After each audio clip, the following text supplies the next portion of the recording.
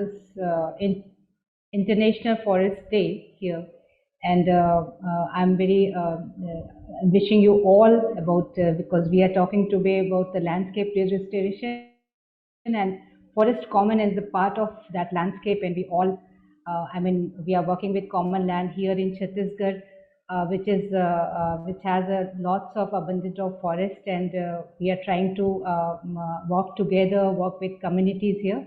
So thanks again, Common Land. I'm just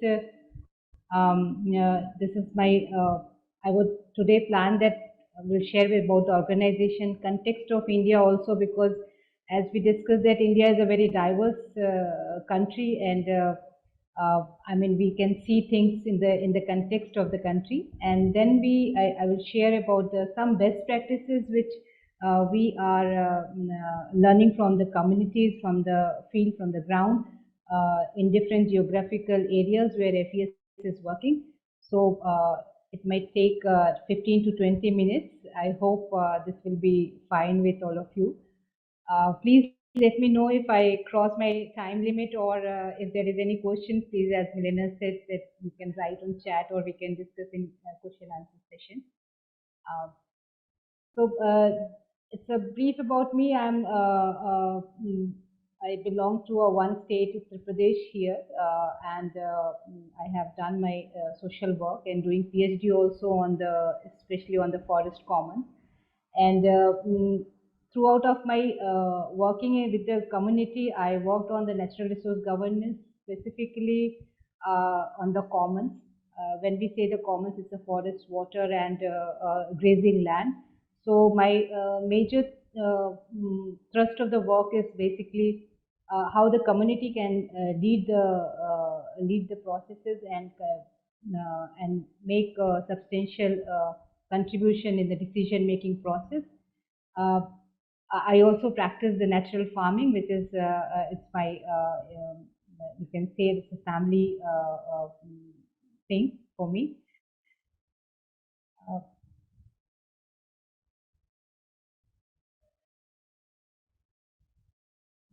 My slide is not changing. Is it visible? Yeah.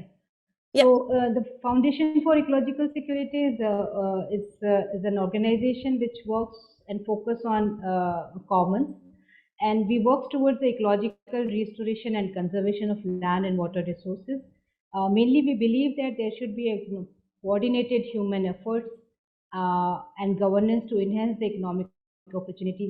We understand that and also believe that the commons are very critical for the marginal section of the community. Their livelihood is totally substantially dependent upon the commons. Like if we say that any herd family or any pastoral family or the agriculture family, they take lots of resources from the commons, from nearby commons. So it's important for their livelihood. So there's a process that we've thought that, but there's to have this resilient livelihood or to have the ecological health, we first need the secure tenure of the community over these common land resources. And second is there should be a collective action to manage to govern these commons.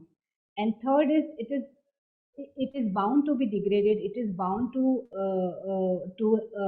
we need to protect that. We need to conserve that. So there should be an investment for maintaining the status of these commons. So there's a leverage of fund has to be done. There should be some kind of intervention has to be done. So the tenurial right, collective action, and there is some investment on the common land is required to achieve two major agenda. One is the resilient livelihood of the community, especially the marginalized, the women, the poor section. And second, if we will achieve the ecological health in totality.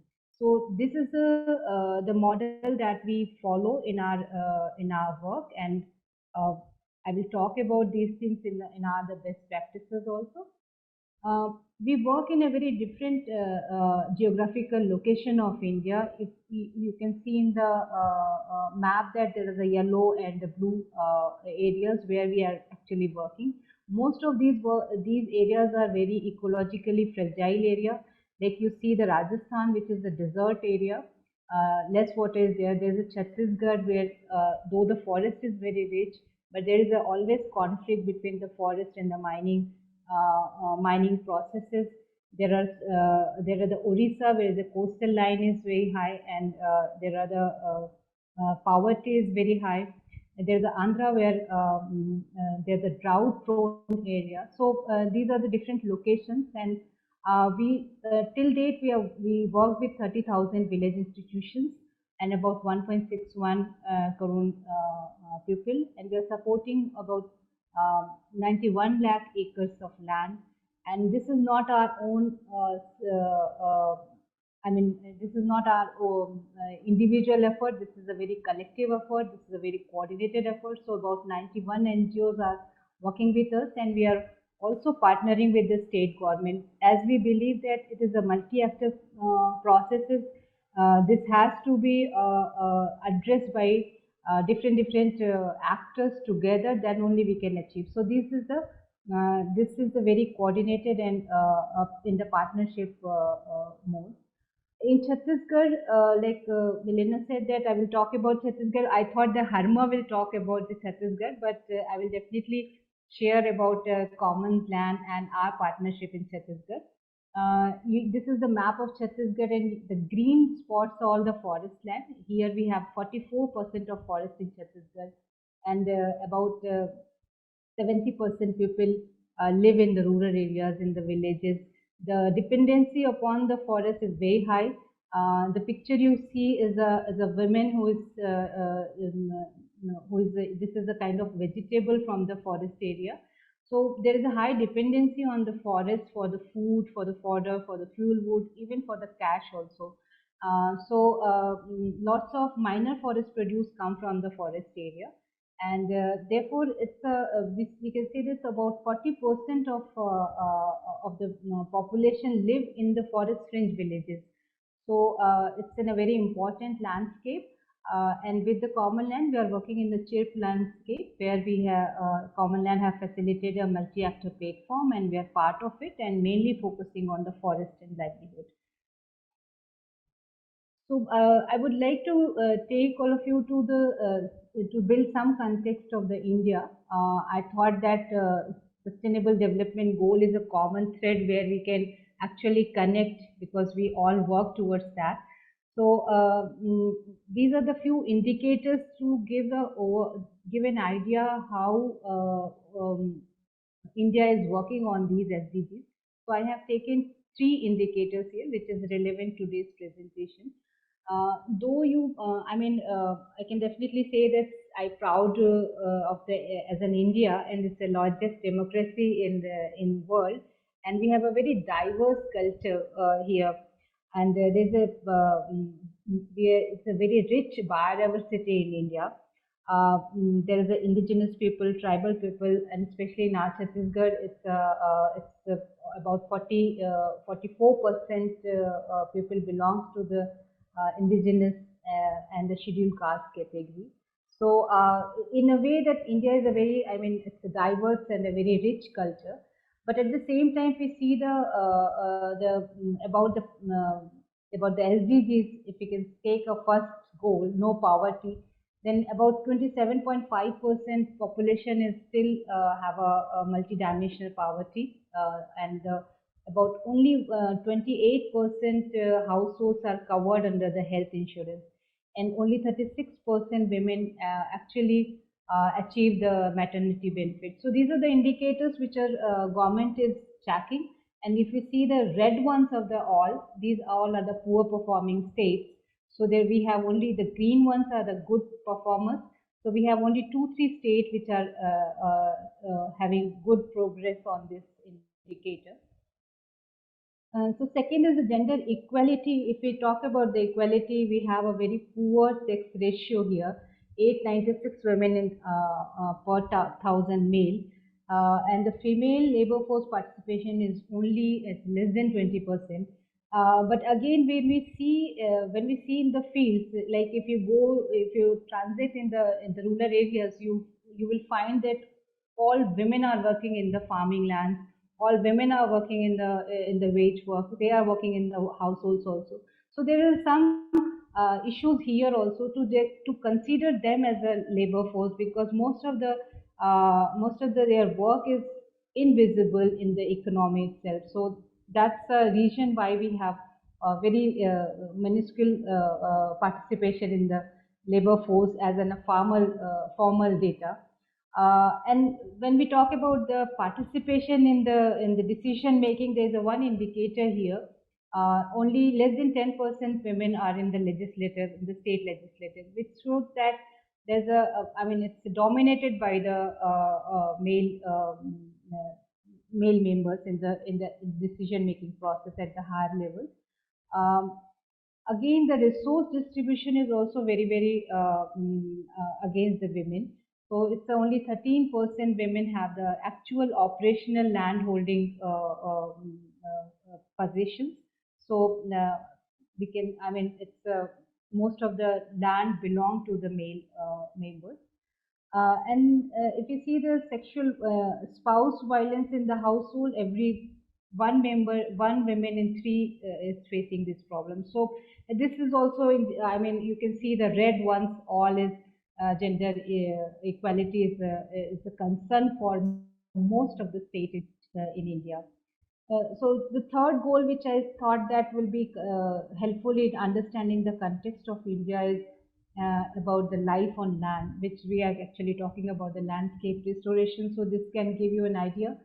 Um, so this is about 21% land under forest, and about 8% of all recorded species in world is found in India. So we have a very rich biodiversity, though the land mass is not in that proportionate, but the biodiversity is very high.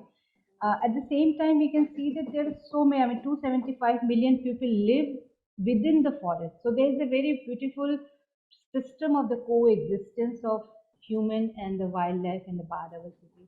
So, and that is why we too are focusing, and government is also taking it on a priority, that there should be a kind of legal framework should be there, the programmatic framework should be there to cherish this coexistence and work upon this. And in Chhattisgarh also we have the similar context. Uh, but at the same time, the land degradation is a concern for India. About 30% land is facing desertification, and this is increasing by 2% in last 5 years. So, I mean, though we have a very high coexistence and a dependency upon the land, but at the same time, there are challenges that we have to be think about our landscape when we talk about the livelihood and the biodiversity. So this is the context where actually we are talking about. I don't know why my screen have some scratches. I don't know. So, but yeah. So if I talk about the commons, which is the core focus area for FES, about half billion of the people live in the village, and about 350 million rural people directly depend upon the forest and pasture. So this is a huge number of people who are actually earning their livelihood from the forest and commons. And there are 205 million acres are common. So if we add all forest, water, and grazing land together, it's about 25% of land is under the forest, can be considered as a common. And so that this is a very important element for the economy also. I mean, 99 billion US dollar is actually the contribution in the GDP of India. So though it is very important, but at the same time, if you want to understand what the government is doing or how it is reflecting in the budget or in the programmatic scheme of the government, it is hardly visible. So that is an area where we all have to work together to make it visible that these are the resources which is more important. So that is the main focus in India that we are working upon. If we talk about the ecological restoration, that is the two slides I kept here to share how do we see the ecological restoration. Um, so basically, we see that it is a contiguous patch of landscape, and then it can be a small village, it can be a river, it can be a macro watershed, or it can be it could be a hill or a social cohesive unit. So we can define the landscape in a different at a different scale. But the idea is basically these all are the systems are very much interconnected. So when we see that interconnection, this is basically the ecosystem within the ecosystem. Actually, this gives the space where we talk about the interconnectedness. We can talk about this how the mosaic pattern can be seen in India. Like I would like to share that if we go in the village areas or the villages, we found that there is a forest, there is a grazing land, there is a village, and again there is a some kind of barren land is there. So this is the mosaic formation is in most of the in part of the India, which actually have a very unique system of livelihood in the within the village. They have the villagers have evolved to use the resources for their different needs, the requirements, and they also define their resources in a very unique way. Like if it's, there is an upland, there's a middle land, there's a lower land, but we term like that. But if we talk for, if we use a one term which villagers use, like there's a bari land, it means that the land is used for different purpose. They have certain rules for that. They have there is an interaction pattern in that. So village understand these kind of interconnectedness, this kind of linkages very clearly, and that's why they have the traditional knowledge and traditional rules um, to conserve these lands, to use these lands, and to protect these lands. So we understand that these the mosaic of the ecosystem is important when we talk about the landscape restoration. So this is a slide where I would like to share about how are the legal and programmatic framework available to work on the landscape restoration in India. So we have, I just mentioned here six very key important programs and acts in India. One is Mahatma Gandhi Narega, which actually gives a guarantee of 100 days to all job seeker household in rural India. So this is basically any household who want to work, they can apply and they can get the wages. So where these fund and the efforts are going, these all are going in restoring the landscape, creating the assets in the village, especially the natural resource assets.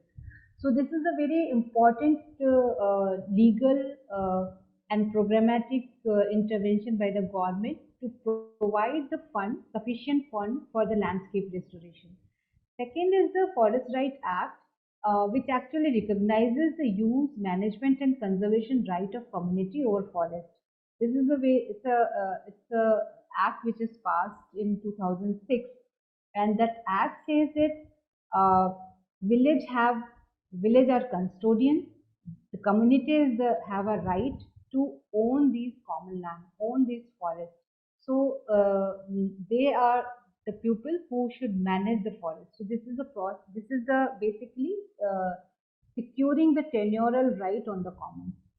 And we have a panchayat system, which is a local governance system, which ensures the decentralized planning in the whole process. So, like village can plan their activities, and then it goes up to different levels.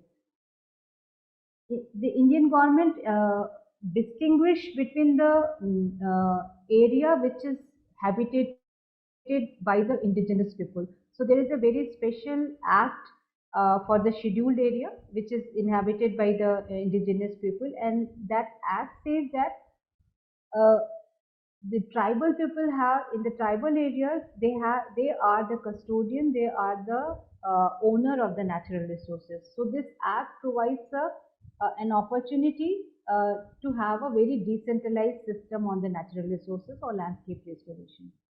There is a one program which called as Integrated Watershed Management Program, which gives the platform to work in a very connected way, like in Chhattisgarh, Common Land is working in the watershed of the Chirp area.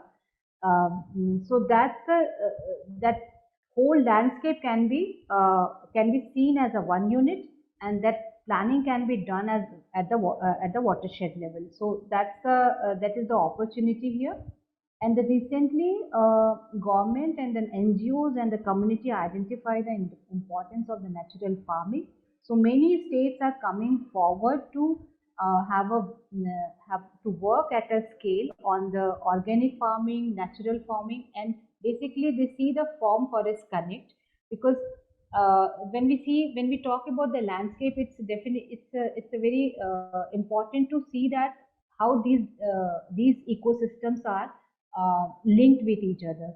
So that is where the natural farming is coming in a very talking about these things and reviving the whole system at a scale. So Namita, just yeah. that you know, you have 10 minutes just to. Okay. Yeah. Thank you. So when we work in the landscape restoration, we definitely see that women are the key stakeholder in the whole process. So I'm going to share a few case studies from the ground, which where FES is working. So there's a one case study from the Rajasthan, where there's a Mahila Sabha is played an important role in as an agency of women in the landscape conversation. Women came together and they have decided that they first realized that the degradation of land, degradation of resources are affecting them most, and therefore they have to take the initiative to come forward and decide about how they are going to restore this. So in Rajasthan, there's a legal provision of the Mahila Sabha. I mean, each Mahila Sabha is a general assembly of women only. So it's a legal body, and they prepare their plan and they submit their plan for the different kind of work. So this collective of women is giving a platform to rural women to voice out their concerns and to participate in the restoration process. The second point that best practices I'm going to talk about the community cadre. So here women is mainly seen as a non-technical person in a very stereotype thinking. So here the intervention is basically to build the capacity of women to lead the technological interventions and they work as a cadre in the village. So FES have developed a CLART system, which is actually a tool, a mobile-based tool to prepare the landscape restoration plan. So the women cadre use this mobile app, and they also discuss with women what kind of intervention should be there. So this is a very technological intervention in the village. At the same time, it empowers the villages, the women especially, to be friendly with the technology and to know their resources well and to participate in the process where nowadays the technology is coming at front, so they should not be take a back seat. They should be a front runner in this also. So it's give a confidence, a participation, and space for women in the landscape restoration. Third case study is identifying the champions in the village. I mean, we all know that women are associated with the water more than other men. So they are have the burden to ensure that family have enough water. for drinking, for other purpose. So women, in India, there's an initiative, a collective initiative to identifying those women who are working as a water champion. So about 200 women have been recognized last year as a water champion, and this is a champion from Jharkhand state who have worked on the water conservation and governance of management. He mobilized the women leaders. He mobilized the larger section of the village to work towards the water conservation. Third is the best practice which is coming from the Madhya Pradesh, which is a neighboring village of Chhattisgarh, neighboring state of Chhattisgarh. Here the women says that we are doing so much of labor, but we are not getting the return of that our labor. So why the we are working, so benefit should also come to us directly. So they fought for they fought for the name, for their name in the accounts. So there is a Tendupatta collection happen in the in forest area. So they fought that their name should be in the account, so the money should come to them directly rather than going to the main part of the family. So this is a story from Tendupatta collector. So this, when they started working, that state also recognized their effort, and it is now in the state that they have a joint account of male and female member of the household for the receiving the payment for the Tendupatta. There's a second, if we go to the higher level, like if we talk about the village, then there has to be a village collective above the village level. So the federation also give a very a good space for women leadership. This is again a story from Rajasthan, where the women leaders found that this is the space where we equally discuss with the other stakeholders and can put forward at their agenda in the larger discourse. So here we have a Jamuna Bai, who is an executive committee member of the federation, and she proudly says that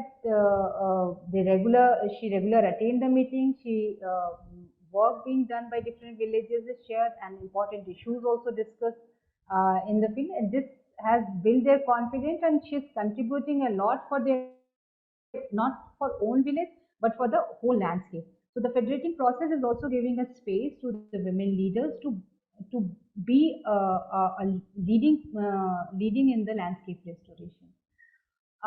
Again, the landscape restoration is not only about the participation, but it actually giving the very much economic benefit to the women leaders. This is again the story from Rajasthan, Udaipur, where the grass seeds have been collected by women from the common area, and it is become an enterprise itself. So like we are talking about the economic activities. So this is the where the women are playing an active role, and this is the key interest of women also in the whole process. This is a story from the Orissa, which actually talk about how these traditional knowledge, traditional seeds are important for a tribal village. This the collection of tribal in the collection of traditional seeds and the indigenous seeds itself is a can be a economic activity for the whole village, and through their employment generation, through regenerating the area, through increasing the production of the forest area. So this the 50 villages came together and did this effort in Simlipal village of the Orissa. So with all this understanding, we understand that there's women are actually the stewards of should be the stewards of the landscape restoration, because they are the closely related with the natural resources. They care, they have knowledge, and there should be an agency to make their voice heard in the system, and they can participate through that. But at the same time, we also understand that these exercising the agency largely depend upon the possessing right to the land and other natural resources. So tenure is a very important or the key factor in developing the agency for women and the marginalized sections. But if we see the whole context, it's not easy to work on this. So I'm just in the last two slides, I would like to talk about the challenges and barriers which we are facing in when we talk about the women participation in landscape. So first of the is the inequality of this access to resource and services. The voice of the women is not so much heard, and especially the women from the marginalized group. The degradation of the common is directly affecting the livelihood of poor and women, and also their participation in the whole process. If the commons will not be there, there's a space is also degrading for women to be part of the system. Uh, Lack of representation, many times we found that there is a legal arrangement for the participation of women, but mainly times they are not exercising their uh, rights, their space actually for different social reasons. They are not decision making. At the same time, it is seen as it's a men's world. I mean, largely the patriarchy is a dominating behavior in all the institutions. So, and again, the last one, but not the least, is women are seen as a destroyer of the resources, because many times we see that women are extracting something, because that is the most visible activity we see. But we don't, society and the community don't appreciate that while extracting the things, they are actually giving also. They have knowledge how much they have to extract and how much they have to leave it, and how the whole system can sustain through their knowledge system. So, but we as a society, we don't appreciate the women as a knowledge person, women as a contributor in the resources. So these are the challenges that we usually face when we talk about women in the landscape restoration. So here I just for the group I have listed few questions when we sit in the break room, or we can talk about that how do we build a community's stewardship. That is the basic thing we should think about when we are talking about the landscape restoration. And second is we should think about because the stewardship depend upon the care, knowledge, and agency. So how are we building the care and knowledge part of the women and community also, and how we are empowering the agency of women by entitlement, by recognition, by different means, and how these interventions are facilitating secure tenure, because the learning is says that without secure tenure, it's difficult for women to exercise their agency. Uh, how to ensure participation of women at all platforms, especially decision-making platforms, and also the benefit sharing, because most of the time women are actually contributing as a labor force. But when we talk about the benefit sharing, we miss the equal opportunity for women. So these are the things that we should take care when we think about the landscape restoration. This is from my side. And thank you very much for giving this opportunity. If there is any question we can talk about. Yeah, Helena, please. Thank you very much. We almost stayed within time, so it was pretty good. And now if anybody has some questions, I will remove the spotlight from Namita. And if anyone has some questions, you can now post it in the chat, and we can discuss them. We have about 6 minutes to do that before we go into the discussion groups. Helena, may I stop the sharing? Yeah, you can stop with the sharing. It might be nice later for the questions that people still have them when they go into the breakout rooms. If anybody has questions, please ask. The question was, how are these projects sponsored? And once they have initial sponsorship, do they eventually become self-sustainable?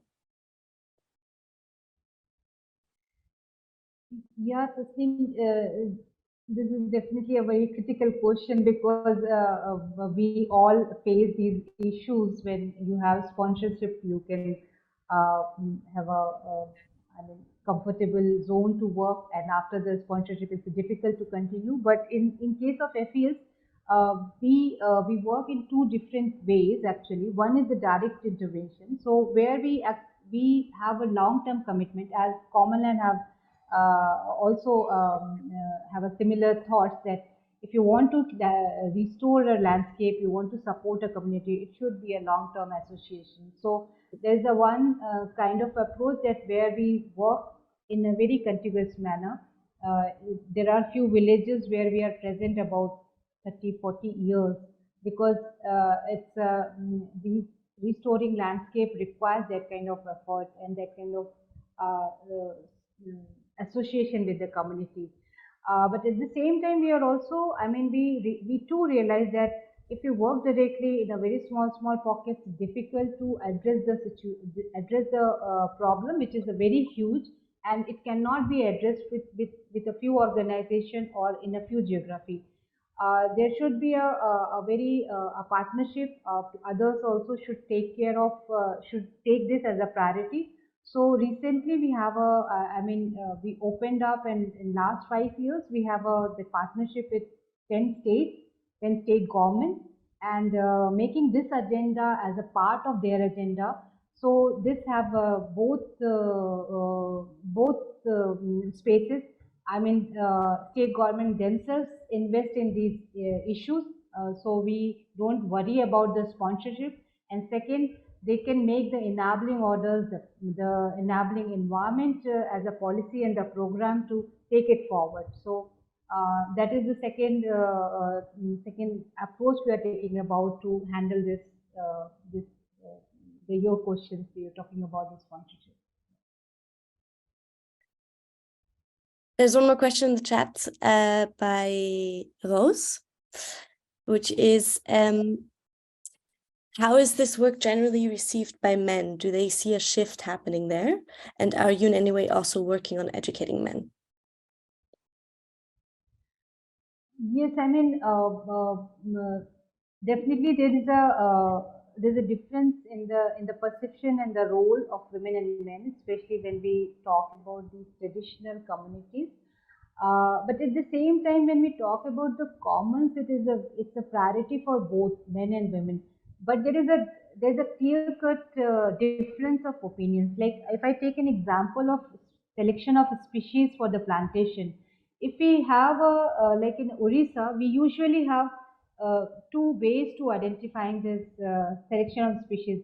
One, first discussion with the women group, because when we discuss with the women group, it's a very different kind of species selection. They usually select because of the use of the species, because of their ecological benefit from the species. But when we talk with the men, it's basically about the economic return from the species.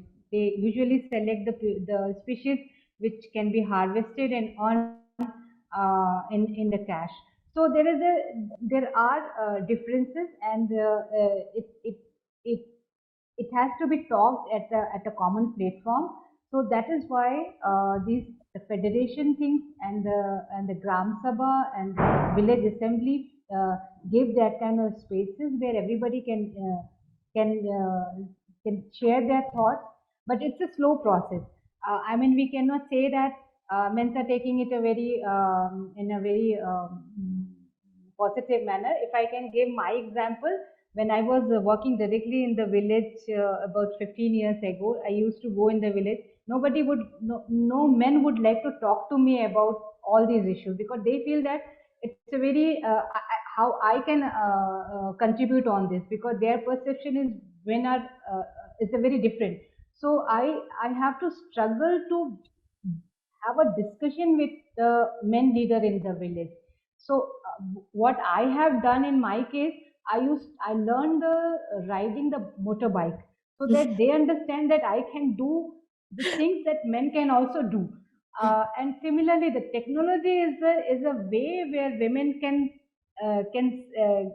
can give a kind of example that we know much more than you. So that kind of example has to be set before the people who think like that.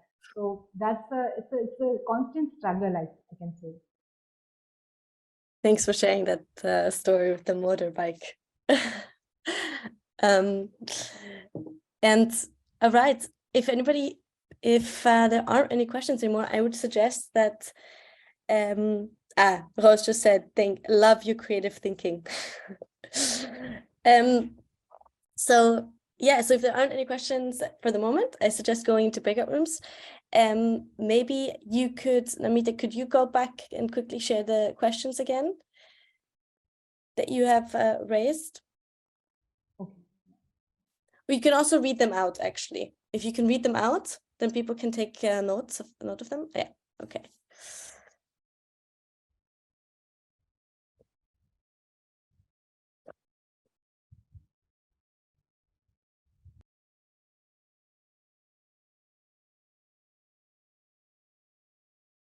Hi, everyone. Welcome back.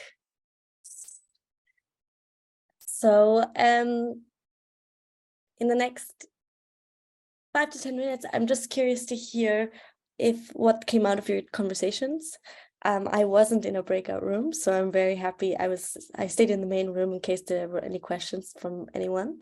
So if people could share a little bit what some of the main takeaways were, I'd be very curious to hear, and I'm sure other groups would be happy to hear what you all discussed. So does anybody want to share something already? Well, I can start. I had the privilege of being with Namita herself, and we talked so much. I know FES has worked through my own association with an organization in India, Kalpavriksha, and I think it was great because we discussed how me based in Berlin, in Germany, also with the same idea of having a genderless lens in carbon credits. The whole voluntary carbon offset market that's growing, and it's only going to grow a bit more, and all the projects happening in India. What is the way to do those projects in India with a proper gender and community lens, and also with landscape and the ecological principles, putting those in mind. I think what I really liked, and I'm going to take away from this, the last discussion I had with Namita, and I asked her about stewardship, because it's a very difficult process to bring about in countries that have lived the colonial times, and also the whole political structures which have disassociated local communities from their resources. And I liked what Namita shared about these three pillars: care, knowledge, and agency, where she says care is already there, that foundation is there. The communities have always had a relationship with with the nature and their natural surroundings and environment. It has been there for generations, including knowledge, which is what we call traditional knowledge, community knowledge, indigenous peoples' knowledge, etc. So she says those pillars are there, they just have to be built upon. But what she said, and I really think that's so true, is agency. And it's like, how do you provide that voice? How do you create the enabling space for that voice to get bigger, to be heard in the first place, to get bigger, and then to move that voice to power? I think that shifting of power. So I feel that's for me very good. My last takeaway of the conversation with Namita, and I hope to be in touch with her and her work even further from this way on. So I'll stop there. Thank you for sharing this. Beautiful takeaways, and also interesting new questions that clearly arose in your conversations. I wrote down on my paper carbon methodology and gender, and carbon projects and gender, because that also sparks my interest. Did anyone else have any interesting takeaways or conversations?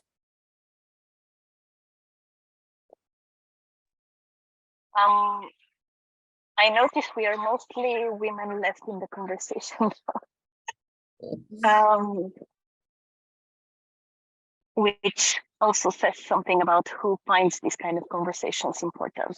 But my conclusion from the conversation we've had in our group, it went very grim. but my conclusion is that we desperately need much more feminine leadership overall in the world. Just we need more women in power if we want to survive as humans, as humanity. Mainly because the kind of qualities and priorities that women tend to set when they are in leadership positions, which are relational, human-based, caring, nurturing, and yeah, I think we'll need a lot of that in the coming years in every level of the world. So I just hope we manage to prepare enough women to be in that kind of position and to have the strength to lead people, because we'll need that. Rose said, she mentioned also in the chat now, long term. Yeah, I think that women are naturally a bit more prone to think in the long term, right? Also, just because of our natural role in bringing up children, which is also something which is a characteristic we can really use in landscape restoration and generally, yeah. Yeah, thanks for sharing, Seltina and Rose. Anything else come out? Anything else you guys discussed? Yes, first, no, you first. Hi. So I was discussing in our group that the men folks are to be educated. If in a group, men and women are working together, I think the men are to be educated so that they create path, they create way for the women folks to work on regenerative agriculture or in women empowerment, particularly on education. Because education is the best way, education is the best tool. As Namita was mentioning, when she was riding a motorbike, she sends a signal to the men community. Hi, I can also do it. So this kind of thing comes only by empowering the education. So for that, any group to be educated. I can proudly say I am in one of the groups in India working on the menstrual hygiene of the women, and I am the only male member in that. So I think the male partners or the counterparts, they can play a very crucial role in empowering women. Only thing we have to educate them. Thank you. I agree. I think this is not just in India. I think that this is everywhere the case, that women can be also more supported by men to be able to be able to do the things that they are also very skilled at, and yeah. So and I think I agree that education is a key to achieving this. Anyone else? Yes. Yeah.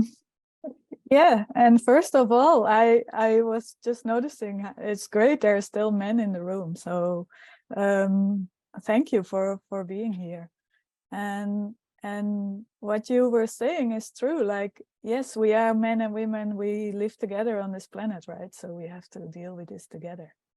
And we had a very nice breakout room where we basically came to similar conclusions as all of you. Like we have to step up ourselves. If we hide, then nothing changes. So step up in all, and it's not just landscape restoration, right? It's all facets of life. And yeah, I love the examples of that we heard today about women getting a bank card and riding motorcycles just to give out a signal. And those little things will grow on top of each other and slowly but surely we can we can change things.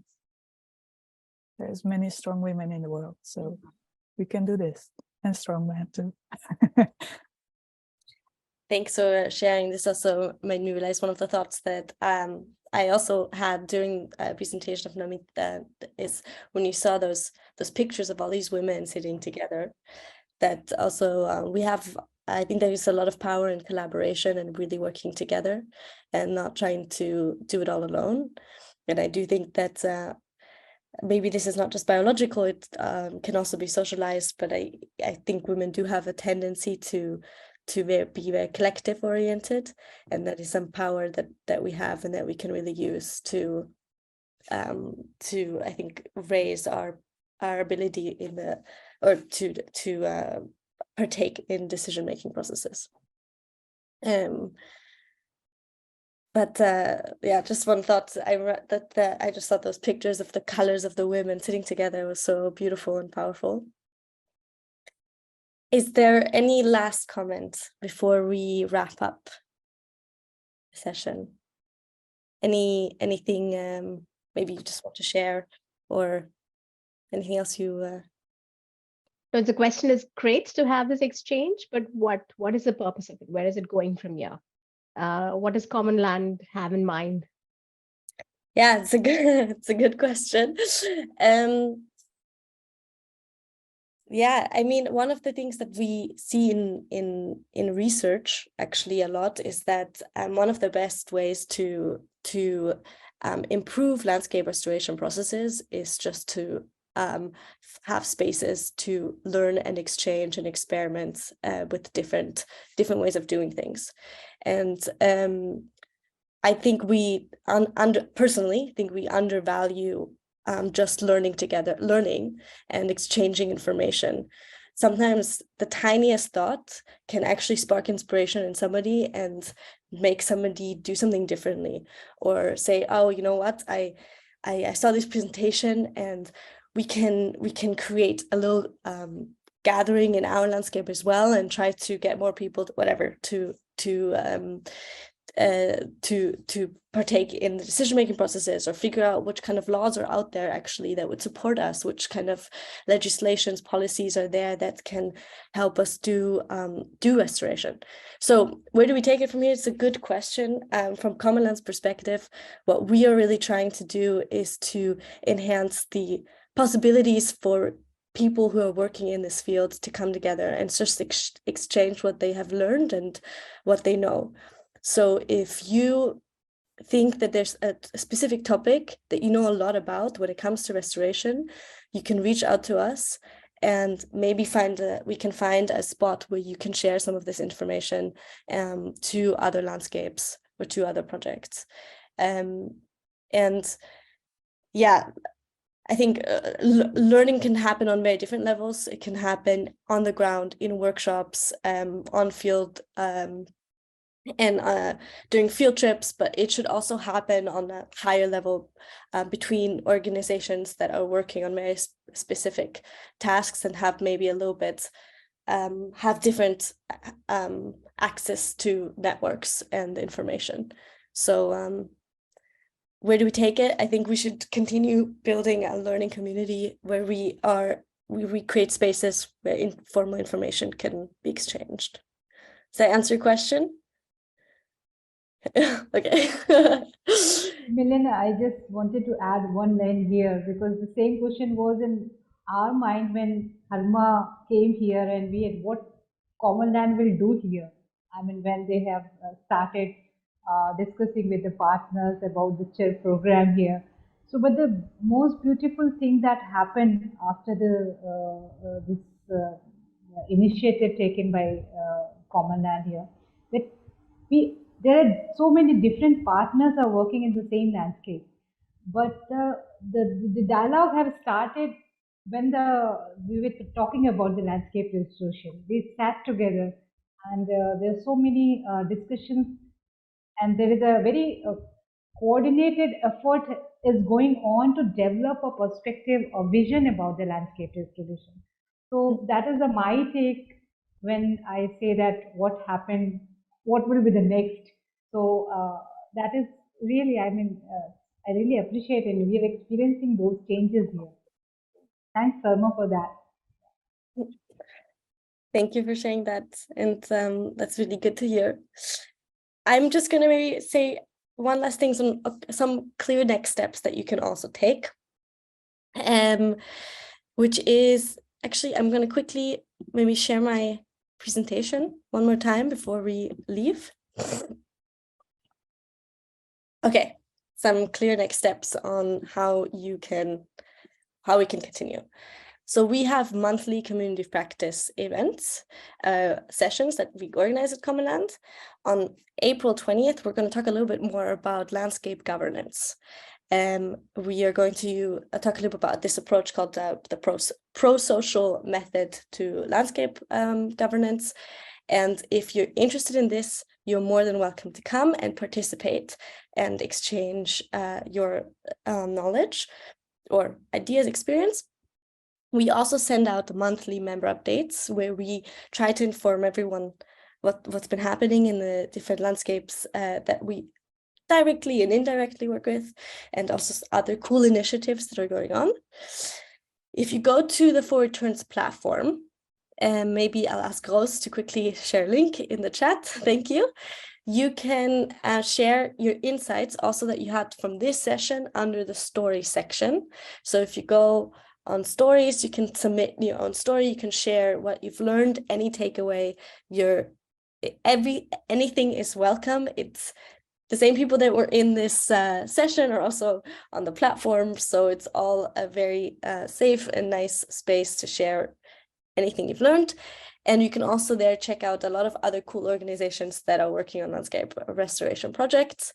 And as I said, if you know something, if you have particular knowledge about anything landscape restoration related, you can reach out to us and say, hey, I know a lot about the history and the culture of this space, and I'd love to talk about the history and culture of I don't know, southern Spain or Mexico, Colombia, and there, etc. You get the gist. You are more than welcome to share what you know, and we can try to find a space sometime for you to do this.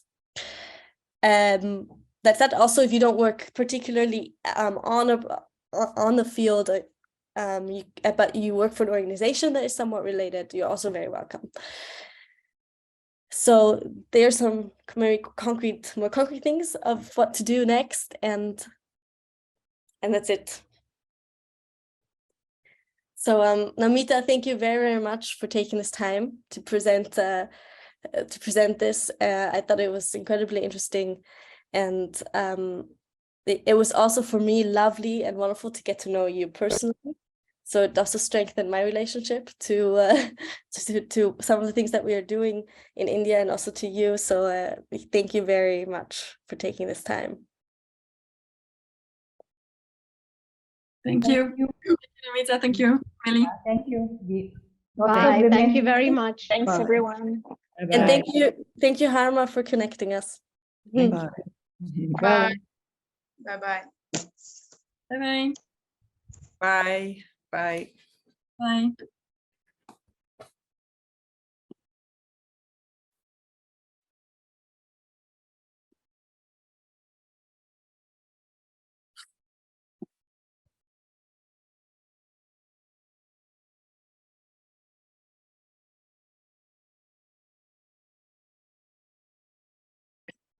Yeah. Well done, Millie. Was it okay? Yeah, it was a great space, and she's a super cool woman, and I think she inspired a lot of people. Cool. And we had really nice conversations in the breakout room. Yeah, and I like that. What was her name again? Narim or something. She did challenge us a bit in the end. Yeah, but I thought it was good. It was fine. Yeah, you responded really well. I still feel like she was a little bit still critical, but that's not because of your answer. That's actually, that made me realize, indeed, we should have a better statement as Common Lands. Like, of course, we can only talk about our work, which you did very well. Like we can, enhance knowledge exchange and learning in safe spaces and etc. But that's not enough. Yeah, We should be able to explain clearly, like this is our manifest, or this is our strategy to, empower women and other marginalized groups, of course, in landscapes. So I was just typing up a message to the DAI team. yeah. That's we are getting pressured by the outside world, and we should take note of that. Yeah, it's true. It was she did challenge me for a second. I was like, I don't know. Yeah, but it also reminded me that actually, to be honest, I also feel like there could have been a role for Harma there to step in, because I think Harma is the connector, right? And usually in a community practice session, we will have a colleague who is kind of connecting us, or like to the work that we put forward. Or someone else from LDNS. Like I just feel like we should always have some people from LDNS, because we just cannot give all the answers. True. And people are coming also to these sessions to learn about common work in landscapes. Though I have the feeling Harma wouldn't have even been able to give that answer. But yeah, and also of course the work in India was already explained. She's also wondering about the other landscapes. Yeah. It's true. I agree. I think we do need a better statement there. Yeah. But it was nice. I had so many questions actually. I don't know why I took the one with the water first. I was just like, I didn't understand what she was saying. I wanted her to tap a little bit more on this, the actually what it's trying to get to, but I didn't ask the question was trying to explain a little bit more in what ways men and women use the resources differently. And yeah, indeed. Yeah, no, I think it was a good question, because I was also trying to figure out, it kind of makes sense, but why again? Like, but I think it's just because women we're more dependent on any of the land's resources, because that's what women live from, instead of money. Like men have money, they can buy everything. Maybe that's a little bit, I don't know. Yeah, I think that I think she explained it a little bit actually, that the women use it more to actually live off of, and the men use it more to make money. Yeah. And that's so it's not necessarily what they use, but how they use it. Yeah, or they're more dependent, maybe. Yeah. But you thought it was all right. It went well. Yeah, it was super great. Yeah. I just in the beginning, because there was I was chatting with Ellie and someone else who couldn't get in, and it made sense that you were busy presenting, but it did make me realize it is always good to have two people organize community practice session. Are you still doing this with Satina, or are you basically doing it alone? I'm doing it pretty much alone right now, but I realized that because I'm organizing a lot of it by myself, then by the time it like comes, I basically what happened this time is that I was like, oh no, I didn't ask you guys on time if you can help, and then I felt really bad. So then I stupidly kind of just decided, okay, it's my responsibility now. But I also noticed that when I was admitting people, I couldn't admit people at the same time when I was speaking, obviously. Yeah. So I hadn't made any of you guys hosts, right? No. So they had to wait. But then I did let them in once I was done. But it's good for next time I have to make sure that the process is a little bit better, so you guys know in advance if I need help. Yeah, indeed. Well, and yeah, maybe preferably Slatina, right? Because I think officially you and Slatina are the community team. And of course, I'm always you can always ask me to step in. Yeah. But for a bit more as a stand-in role than organizational. But I really think that's, there should be two people actually carrying the responsibility, because it's quite a public thing. Like if Marcom organizes an event, they really they do it with a whole team, and because it's something public, it's not as a critique to you, but just, I mean, you did super well for the fact that you did it alone. But I generally just think, it should be two people. No, and if Latina doesn't have the space to help you, then we should just find another solution. I don't know, maybe I'll consider, getting back involved, but it's just good to be clear about it. Yeah, no, I think it's not her fault in this case. I think it was really, this is a little bit more on me trying to do everything myself. Yeah. And not really communicating it on time. I Yeah, think. it makes sense. I mean, I think, but generally I just feel like sometimes, well, you're doing so much, indeed, you're taking up a bit too much responsibility, maybe. I don't know, I would get quite stressed if I would have to do that all by myself. It's like a public event. It's quite a big thing next to all your other work. So yeah, just know that you can collaborate. Yeah, thanks for saying that. You're right. You're right. I can. I think sometimes I'm still trying to figure out, I'm gonna